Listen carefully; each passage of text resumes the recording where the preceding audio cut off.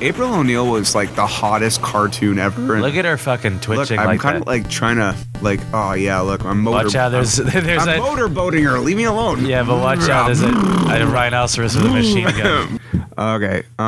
We've been recording for a little bit, but this is how we'll know it's me. I'm jumping now. Now. Yeah. Today on Stick Arcade, from the BCASA and the Duncans, special guest, Nick Raz.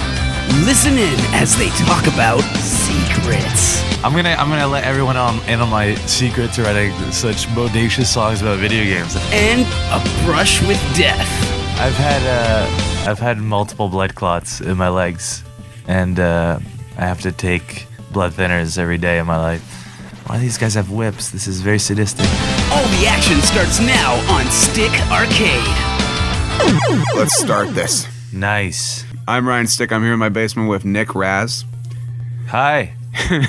He's in a band called the BCASA, but he was also in what's that our band you're in that also all sang about Nintendo songs but sound more like Weezer? It's the Duncans. I love the Duncans. In fact, I want the Duncans to reunite. It's not all. The Duncans will reunite this summer, and it's not all about Nintendo. We also sing about Sega Genesis. Okay. And Bigfoot. All right, who do you want to be? I've already chosen, man. I'm Donatello. You're Donatello. Okay, I'm gonna be Leo. Okay. Oh no, there's a fire! Fire! Hang on, April. I love how April's in the fire all of a sudden. Watch it. And Mikey falls. Yeah, you're also a solo artist, right? Yeah. Well, I've seen you do some solo shows. Yeah, I play guitar occasionally. This is weird talking about this while getting our asses kicked. Yeah. I also play music solo from time to time. The Psychosis, or I don't know how to speak English. I'm like Ricky from the Trailer Park Boys. I make up. No, Ricky like from the Trailer Park Boys is like you, Ryan. Yeah. Before we played this game, Ryan was about to click on Double Dragon. Was like, yeah, Ninja Turtles. Yeah. that doesn't say Ninja Turtles. Yeah. Anyhow, I forgot what we were talking about. I'm playing like shit. April O'Neil was like the hottest cartoon ever. Look at her fucking twitching. Look, I'm like kind of like trying to like. Oh yeah, look, I'm motor. Watch out! There's I'm motorboating her. Leave me alone. Yeah, but watch out! There's a rhinoceros with a machine gun. I don't know, man. What kind of songs do you think you're gonna be writing this time around? Because last couple of BCASA albums, you pretty much almost covered everything awesome, you know. Yeah, this album, I kind of got inspired. I was listening to it's a funny thing to get inspired from. I was listening to the Marshall Mathers EP a few months ago. All right. And how Eminem is all like, that entire album is all about like, it's a very, you know, it's an Eminem album about Eminem. You know what I mean? It's about his career and about his previous albums. Okay. And he kind of like makes fun of himself and kind of, you know, doesn't want to be. It's like, you know, I'm outside and I'm fucking with my daughter and you guys want to fucking think you know me, you know? Yeah. And I'm just like, it's a completely other level because no one knows me. But yeah. I thought it would be interesting to make a very kind of introspective album. Like the first song I wrote was called The Greatest Band in the Universe. And it's about us being the greatest band in the universe. Kind of very Tenacious D style. Yeah. And but it's also, you know, the whole song is referencing all our previous albums and previous songs, and started writing another song called You Should Write a Song About, because you should write a song about being the greatest band in the universe. No, well, you know, very often I'll get accosted at shows and some guy, you know, and I think it's cool, but some guy will come up and be like, hey, you guys should write a song about, and then, you know, maybe he'll say like Transformers or G.I. Joe or like Pirates of the Caribbean, and I'm just like, ah, cool, you know? Yeah. And I don't know, man. I don't know how many bands actually get people who approach them and tell them what to write their songs about. You know what I mean? It's like, well, people. You know, if you're B.B. King, someone doesn't come to you and is like, dude, you should write a fucking song about, you know, about your mom. You know? Yeah. Well, I'm sure Will Ferrell for a while when he was doing all those sports movies one after another, like some guy in a restaurant was probably coming up to him and saying, dude, curling, man. Yeah, so the song is water polo. The song is about how people tell me I should write songs about things, and it's cool because Yeah, because most of the time I actually do. I'm like, hey, that's a good idea. Okay. Oh wait, who needs that pizza? I need the pizza. The first movie, in my opinion, is the only good Ninja Turtles movie. I've never said that the second and third one ruined Ninja Turtles. Like, no, man, they made one good movie, and First movie's a masterpiece. yeah, the first one's really good. It's just fantastic. And the second and third were just like goofy, kind of. The first one was actually independently made, actually. Yeah, it was the It's- top-grossing independent film of all time when it Yeah. came out. It was a huge fucking deal. Yeah. And, But the first one was like dark and, yeah. you know, it's very dark, and they are very much ninjas. You know, they hide in the shadows and stuff. Yeah, the second one. The second round, they're running around like fighting with like strings of pepperoni, going, "Whoa, cool!" Like, you know, when I was a kid, I was like, yo, go ninja, go ninja, go. Like, what they wanted to do with that scene completely works when you're a kid. You're like, yeah, they're dancing. Woo! Yeah, You know, and I remember everyone was singing that in the schoolyard and stuff. Yeah, still singing it. Yeah. Oh, but that third Ninja Turtles movie is absolutely awful. And there you go. When I was a kid, It feels like a bad episode of a like a ghetto Ninja Turtles series. It's like it's the terrible. next mutation. Yeah, it's like, I don't know if you remember that movie at all, but it's just like at one point it's like, oh hey guys, here's Casey Jones, and he comes down, he's a guest star on a TV show. It's like, Yeah. oh hey boys, Did I do that? and it's terrible. The bad guy in the movie dies by falling off a cliff into the water at the end, and there's no splash, nothing. He literally just disappears because they didn't have the budget, I guess, to Yeah. actually make a water splash. No. He's like, they're fucking dead. Yeah, I felt like Doc Brown should have came and just. That movie was like Yeah. absolutely atrocious. Okay, you're gonna have to kill this guy, man. Good thing he's already flashing red. Yeah. Maybe he's a police officer. He is a pig. Oh, such a dumb. If I die, we're not playing this again. Okay. I don't want to start this level over again. There we go. Oh my god, that was incredible. Who put the lights out? You should threaten me more. Oh, no. What? I didn't know I lost life by jumping in the sewers. So I was just like, I thought that was a cool thing to do. Okay, no. No. You really want to play this level, or are we gonna do Ninja Turtles 3? I just thought, okay, I'll play Ninja Turtles 3. Look at these graphics. Oh, look at these graphics. Okay, so now we're playing Ninja Turtles 3. Skaploosh. Because Nick fell in the sewer. I purposely dove into. I committed suicide. Alright, go to be Donnie. I know you want to be Donnie. I'm gonna be Raph. Okay, I'll be Donnie. I'm gonna represent the African American community. Like, you know, Ryan has a boner right now. I do. So can we hurt each other? Yeah, we can. Okay. Well, stop. Wait, hang on. Stop doing it. Hey. Dude, we had enough trouble living in the other game. Interesting story about this game. I was about, 7 years old. And this game, I don't think had come out in North America yet, but I had this Japanese friend who was in my class. And we go over to his house, and he has a Famicom. And No one had a Famicom. well, a Japanese kid has a Famicom. 'cause A Japanese kid does have a Famicom. He moved here, you know, and brought his Nintendo with him, and this was on it. And Cool. boy, I had no idea what was going on. So I played this game, and I would tell people, like, yeah, Ninja Turtles 3. I thought, what the hell are you talking about? Because I checked the video store, and I can't rent it, so therefore it doesn't exist. Are these guys actually throwing... Did those guys throw sand in our eyes? Yeah. That's like fighting dirty. Get a fucking weapon. Dude, you could take down Jean-Claude Van Damme in Wait for Bloodsport it. doing that. Sand! Watch out for the sand!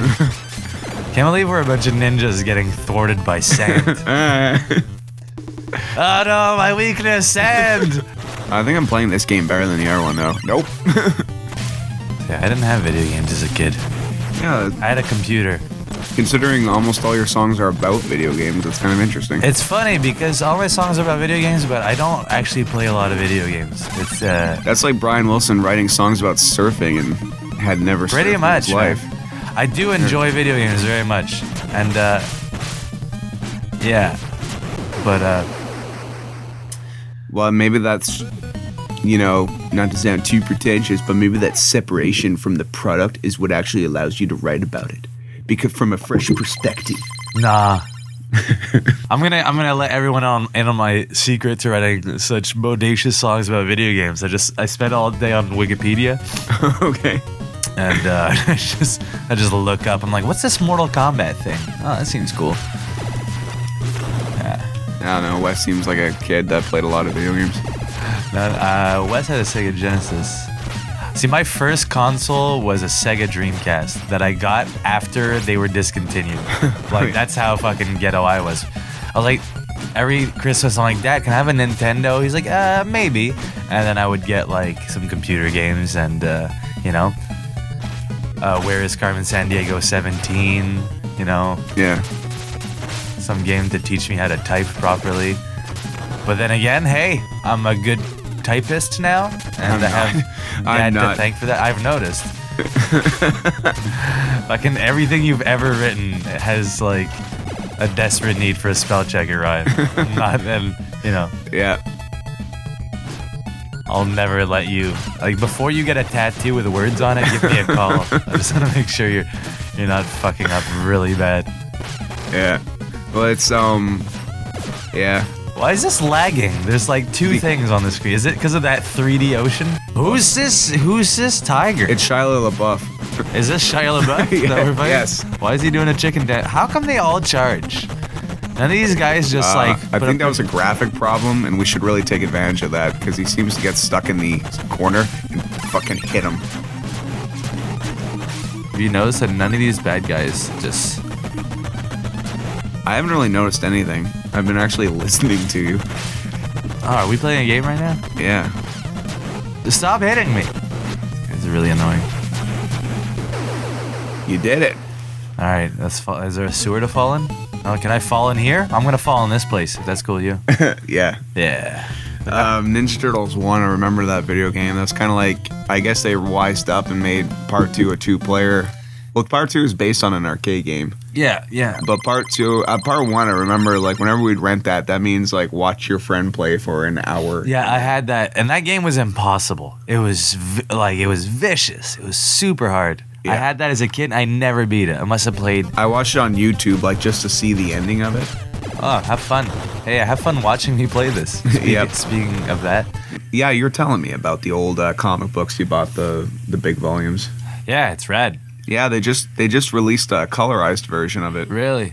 Yeah. See, I'm not gonna lie and like pretend to be some super nerd who had those back in the '80s because I was too young. The first time I ever read them was like, well, I bought like one of those small books at that place Mars that used to be downtown. Okay. They used to sell like a lot of sticky pornos and pornos magazines. Sticky pornos? Well, all the magazines were Dude, really I wouldn't gross. buy any. I wouldn't buy sticky pornos. I didn't buy them either. There's just this giant pile that was. How did you know they were sticky? Together. Oh, dude, that's fucking terrible. Because one time a pile fell over and it didn't move. They all fell down in one solid sweep. That's the grossest thing I've ever heard. How are these guys lifting these massive balls?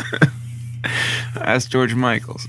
Oh, this is the classic part of the level where we go down instead of left and right. Yeah, I think I do remember this part, actually. You know, it's amazing the memories you can have from, like, 20 years earlier.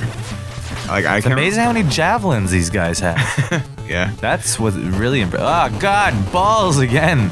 Watch out, there's a sewer lid there. That's never a good sign. So, these guys live in the sewers, but if they fall in one, they can die. That's the whole irony of this. Whoops. Yeah, man. What was, I don't know, you said you're an open book and stuff like that. What, you have some sort of blood thing, right? Yeah, I've had multiple blood clots in my legs, and I have to take blood thinners every day of my life. Sorry, it's just so funny. It's not funny that it happened. It's just funny that I'm just watching you jump kick around. You're like, yeah, I had blood clots, and that's the joy of video games. I couldn't get my ass kicked like this in real life because I would bleed to death. So that's why I'm a Ninja Turtle here. Oh no, a sewer lid. Yeah. But yeah, I'm fine, man. It was kind of.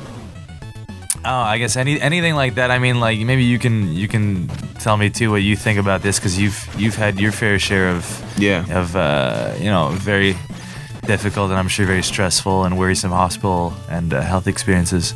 But what I can say immediately is that anybody who goes to the hospital now and has the audacity to bitch that they're bored, I'm like, yo, me and Raz were rocking the hospital when like torrent downloads were not what they were. Yeah, man. YouTube barely existed. Well, I don't know how in like three couple of years ago, maybe 3 years ago. Okay. I spent Only 3 years ago. Wow. yeah, I spent I didn't spend, I mean, like, you were probably in there I spent a month out of the year in the hospital. It was 2 weeks both times. But I mean, like, I don't know, just like read a lot of books, man. Yeah. But you know, here's what I wanted to ask you about, because I guess Shoot. Anything. what I found was, at least for me, I mean, you know, like anything that happens in your life, like, is, I guess we automatically say something is shitty, something is good, but anything can be good or bad. It's all about how you take it in, and I kind of feel like everything that's happened to me medically in the past few years has been kind of like, you know, you get pissed off at first and you're like, what the fuck's going on? But then in the end, I found, at least for myself, it was kind of, you know, a blessing in disguise. I guess it kind of got me to take better care. I wasn't taking terrible care of myself, but, you know, just in terms of like, I'm like, okay, I don't want to have blood clots. Stop falling. I don't want to. I don't want to like have blood clots go to my brain and kill me. So why do these guys have whips? This is very sadistic. I fucking probably made of sand. Yeah, so I have to take blood thinners every day now, and also I'm just like, you know what? The best way to like not die of some shitty disease is to actually take good care of yourself. So I've been like, you know, I've been eating well, and I've been doing decent exercise, and I mean, I take these blood thinners, which is like you're not supposed to drink when you take. So I've pretty much quit drinking for about, it's been over a year and a half. Okay. And shit, man, I feel good. I feel really good. I feel clear-headed. And I agree with so I guess it's kind of like, you know, like anything that shitty happens in your life, at first I was pissed off and I was depressed about all this, but then it's just like, in the long run, you're like, you know what? I'm fucking really healthy right now, and I feel good about my life. So there we go, blessing in disguise. And I'm just kind of wondering if you had anything similar with... I have this compulsion to go out on New Year's Eve now, because like New Year's Eve is right around the time when I was like, after a full, like when I first got diagnosed I'm gonna say on this for cancer, because everyone's gonna be like, for AIDS, but it's like no, it's when I was diagnosed for cancer, it's been Cancer AIDS, right? 10 years now. I discovered the lumps on like Christmas Eve, and then by Boxing Day I was like, you know, all right, what's with the lumps? I didn't want to freak anyone out on Christmas Day, so I didn't really bring it up. I was just like, I think I have mono. I'm gonna stay home. You guys go to the family event. I'll stay here. Then on Boxing Day, we went to like a drop-in. They're like, ooh, yeah, go get some blood tests. And we're like, why? They're like, just go get some blood tests. Yeah, they don't. So anyway, that long story is another story for another day. But long story short, after a week of testing, I got out on New Year's Eve, and I couldn't really drink or do anything or get sick. You know, I really was not allowed to get a cold because I was going to start chemo like right away. Yeah. And you're weak, right? Yeah. So the next year, I was like, let's go out, and I've kind of like kept that mentality, I guess. Even though I don't particularly enjoy New Year's Eve, and I think it's completely overblown, and you know, like most holidays are. Some Tuesday could be funner than New Year's Fucking Eve. Friday's overblown, man. Just have fun every day of your life. Yeah, exactly. I do really. You said the blessing in disguise part. I'm like, you know, after that, I kind of like all I did before that was play in a band, and I was convinced like that's what I'm gonna do. I'm just gonna play in a band. But after that, I was like, man, I gotta do at least 2 things. So the whole video editing thing, I think my dad showed me how to make a cut. Yeah. And that's it. Like the rest of it was just like compulsive, repetitive. Yeah, you just like no YouTube tutorials back then. This is pre-YouTube, just figuring it out. Just what happens when I do this. And that's the best way to learn, man. Yeah, and as a result, I'm not thankful for it, but I definitely. Well, you're doing more with your life now. I had a better outlook on life, like, and I really lost that whole "I'm young and invincible" thing, and I think that prevented me from getting in more trouble. Yeah, because I did a lot less stupid things with this idea that I'm just like, oh man, especially in a sexual nature. Like some people are just like, oh yeah, man, I just fucked this chick, I didn't wear a condom. I'm like, oh man, that would not happen with me. Yeah. I'm like convinced everything and anything can kill me. I've developed a little bit of the hypochondria type of things, and a little bit of hypochondria goes a long way, you know. Sometimes you should wash your hands before doing that thing, or not be too I don't know. Some people have this carefree attitude I just cannot relate to, like the everyone, complete carefree. But it's just like everyone kind of thinks either that they're, gonna live forever, that they're invincible, or there's that other mentality which is like, I don't want to live forever, and it's like, all right, well, you're fucking just gonna hate your life for the next like 40 years when you're fucking feeling like absolute shit all the time. Yeah. No, I think I've enjoyed the last 10 years prior to the 10 years before that. Oh yeah, dude. Honestly, the only way to look at your life is to enjoy every day more than the previous one, and enjoy every year more than the previous, regardless of what happens, man. Like, by all means, like 2000, the last year and a half, man. Like, I've personally lost like 5 friends and family, and 3 of which were like way before their time, and like two people in their 20s, which is really fucked up. But all in all, like, shit, I'm not gonna sit back and, I mean, not, I do get sad, but yeah, life, like if you don't treat every day like it's the best day of your life, then you're not treating that day properly. Every day is the best day of my life. This is the best day of my life. Look at what I'm doing. This is the most you and I have ever talked in since we've known each other. Yeah, and this is the longest I've gone without telling you to shut up. So yeah, so shut up.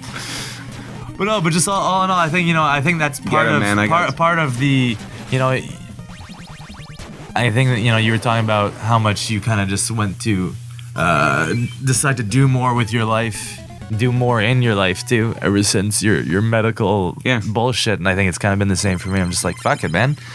I could have died there. I'm just gonna, I'm not to say like give up everything and just travel all the time and have no money and like don't think of the future whatsoever. There's a difference. I'm just enjoy every day, man. Even when you gotta go to work, shit, man. You have a job, like, why not just have fun? Yeah, enjoy it. Oh shit, I have a small house and no money. Like, who gives a shit, man? I love it. It's like I could just sit back and wish I had a fucking mansion and like made more than 10 grand a year, which is like pitiful.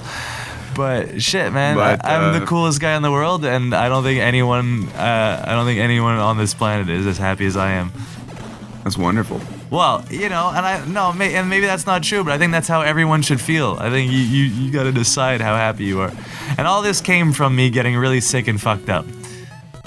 What kind of guy would you say were you were previous to that? What was your outlook on life before that? I don't know, man. I used to be a very anxious person. I feel like I've chilled out, and I was just, I don't know. I wouldn't say I'm a terribly different person, but I for sure went out and just. I really don't party as much because I guess that's a part of the not drinking anymore. Well, wait a year or two, you wouldn't party as much just because it just hurts. Yeah, I'm just fucking getting old. I don't know, I guess it's all this outlook on life. Like, I have a family friend who just got divorced, and it's like, it's not. No, not I'm sorry for laughing. I just realized we're talking about this with Ninja Turtles into microphones. But this is a really weird conversation to be having. But it's kind of like when you make a decision in any sort of way, and it's actually for the better, despite the fact it's a difficult and pain in the ass road. Like when you walk out on the other side and you just made it out of the woods. Yeah. There might be more woods coming up, but it's better than where you were. I don't think it really requires like someone to be in their 20s. I died. To be in their 20s to be like, I have my whole life ahead of me. It's like, man, you could be 60 years old, and if you were happier that day than you were in the last, and you will continue to be happy, then it is never ever too late to find that kind of peace. Absolutely, man. Like peace, and especially inner peace, is like They call it inner peace because it's like you can have it regardless of what the outside factors are. Yeah. You know? In fact, I think depending on the outside factors is why some people never do find inner peace. Because, like, as soon as I get that pill, I'm going to be happy. As soon as I get that dog, I'll be happy. As soon as I get that house, I'll be happy. That's the clear, that's the exact phrase, you know? People, as soon as someone says that, as soon as this happens, you're setting yourself goals you're setting yourself factors that determine your happiness. Instead of just saying, I'm happy right now, you're saying, I'll be happy when this happens. And like, that's how our world and society is, you know? It's like, there's so much out there for us to aspire to have, which I feel like kind of, up to a certain extent, like, ambition is a dangerous thing because it makes you think like, okay, you know, one day this is gonna happen and that's when I'm gonna be happy. And I'm not saying not to be ambitious, I'm just saying like, like you can aspire to have things and to accomplish things, but it's kind of like a good movie or a TV show. It's like, don't wait for the end to be satisfied. Enjoy it while it's happening. Yeah. I think that's another part of also like when people don't kind of like stop and smell their roses. It's like, yeah, it's interesting metaphor to bring up or whatever, but when I'm watching, not metaphor, I don't know, I can't talk. It's okay. When watching like 24, I want to see what happens at the end. So I watch one episode after another to the extent where I'm not even enjoying it anymore. I just want to get to the end. Meanwhile, like the first 7 episodes are always fantastic to you because you're not watching it to get to the end. You're just like, oh wow, wow. At one point, you're just like, all right, I want to get this over with. Yeah. But you shouldn't aspire to get anything over with. Everything you do in your life, man. Yeah. Like even just washing the dishes. Like don't wash the dishes to fucking get it over with so you can go wash the dishes to wash the fucking dishes. You know, scrub that shit. I'm serious, man. Everything in life is you can enjoy anything in life and you can get through anything in life. And if something shitty happens and you sit back and go, that was really shitty, like, of course, it's gonna feel like dog shit. But if something really shitty happens and you say, you know what, I can grow out of this and I can make the best of this, then you will. That's all life is. That's inner peace, motherfucker. Life is a Foot Clan riding a giant mouser. Yeah, what the hell is going on? I have never seen this level before. I really hope you beat it. Before we interview the rest of the guys, who invited the Spartans? What was your favorite moment on this European tour you just came back of? Like something fun. No more of this negative. It sucks to be in a band stuff. Like what rocks about being in a band these days?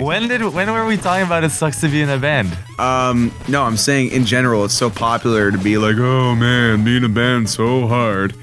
It's no, like, it isn't. What rocks the most about being in a band? You don't do anything. I started playing in a band because when I was a teenager, like my parents were like, no, weeknights are for school, and you know, like, but you study, and you know, and it was also like, if you wanna do anything constructive like sports or music, go for it. So you know, of course, I was playing hockey or I was playing soccer. I had piano lessons, and then I wised up as a teenager. I'm like, yo, if I start a band, I can fucking just chill with my buddies on like a Wednesday night, and like, you know, hang out in someone's basement, and like, you know, yeah, and you know, probably end up smoking pot or just like hanging out. So once again, it's like, it's the ultimate like adult escape too. It's like people like, you know, you gotta work tonight. Like, oh no, shit, I got band practice. Like, oh, we had that really important dinner party. Like, oh, I got band practice. So it's kind of like the, people. I don't know. At least for me, man, playing in a band is an excuse to just.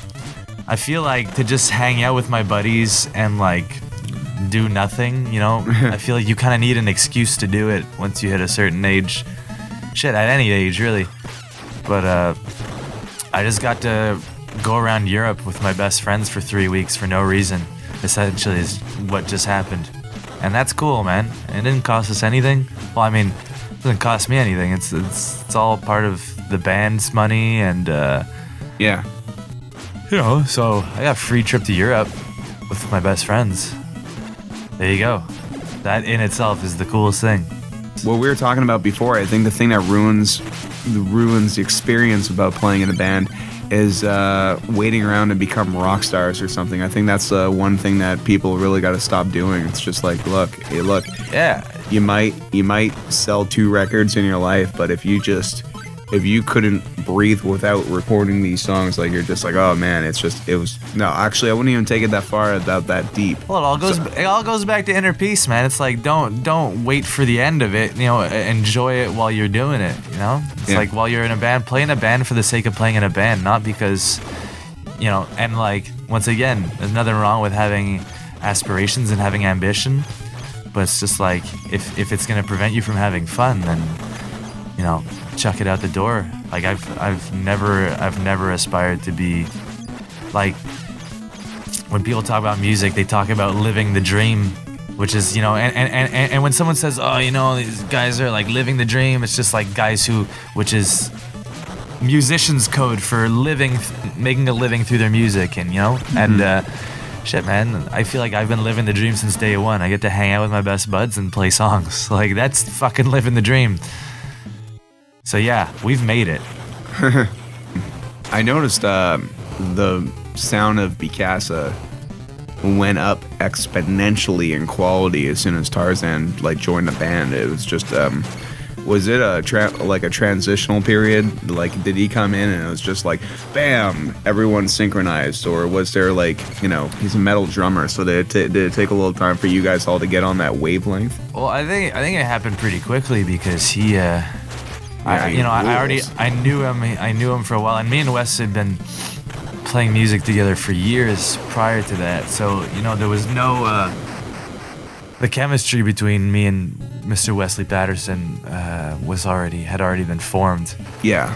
So it was just a matter of Tarzan jumping on board, and he's always been such a good drummer that it just kind of happened, you know. There wasn't, and I think it kind of got us to be a little more try new things with our songwriting, because we always kept the song structures and everything pretty basic, because before that we had a couple buddies, you know, who ended up playing drums with us, and they weren't really drummers, you know. Yeah, Judgmental had that too. We just pretty much like put a pair of drumsticks in our friend's hand. Yeah, and it was fun because like I said before, like playing music is about hanging out, you know. The best part is getting to hang out with your best buds, and we did have one of my best friends playing drums, and it was a blast. But at the same time, it's just kind of like we kind of made that decision where it's like, you know what, like he's not keeping up, and you know, like you do want to create something, and if you are restricted in your creativity by someone slowing you down, you know, it's like, oh, and you're all friends, it's all like, you know, we're gonna stay friends, you know. If the other two guys kicked me out of BCASA because I was slowing them down, I'd be like, fine, have fun, dudes, I'll go form another band, and we'll still hang out and play NBA Jam. And but they kicked you out of the band because you're slow.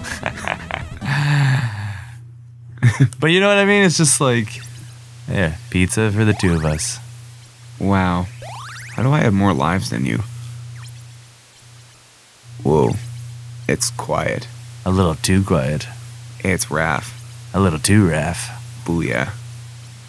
Leatherhead. Yeah. This mirror, is he really small?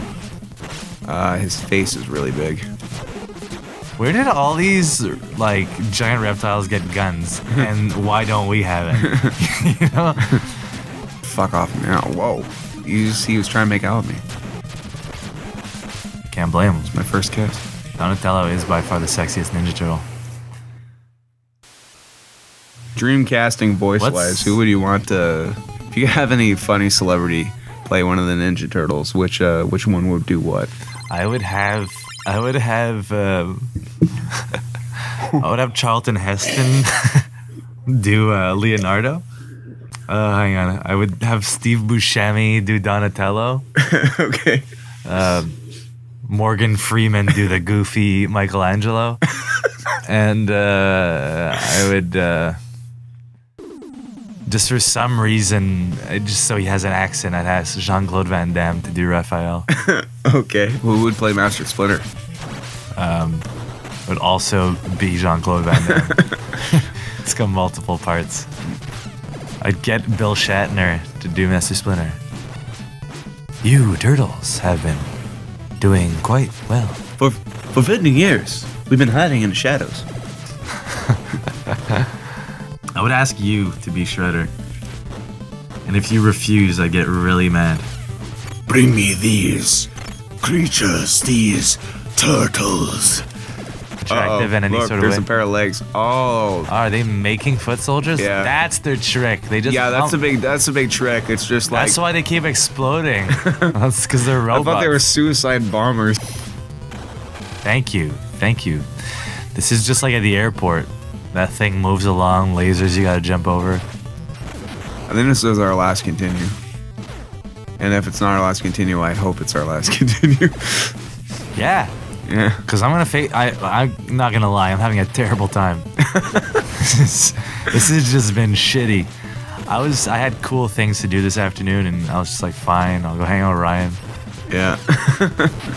You tricked me into saying, you know, actual things by making me sit in front of a video game. Ah, cool. Well, look, it's Razor. With the exception of all like those small Nintendo systems that didn't work, like Virtual Boy or something, Nintendo 64 is the only system that doesn't have a Ninja Turtles game on it. Like, and you could tell like what happened. It's like that's when New Mutation came out and just destroyed. Oh, yeah, the next mutation. Yeah, next New Mutation is the Batman and Robin of the Ninja Turtles. Like that really froze everything. They're like, ooh, half a season, bomb. Yeah, it was terrible. Yeah. I never watched it, but I watched like one episode. I tried to. It's just really everything you hate about part 2 times 3. yeah, it just goes on. Whoa, is this the last level? Yeah, this is the final battle. Oh my god. How did this happen? This is the exact same thing as Ninja Turtles 2. Oh, I'm not gonna beat him. Well, let's face it, he has a sword and you have a giant stick. He has the clear advantage. He's also wearing armor.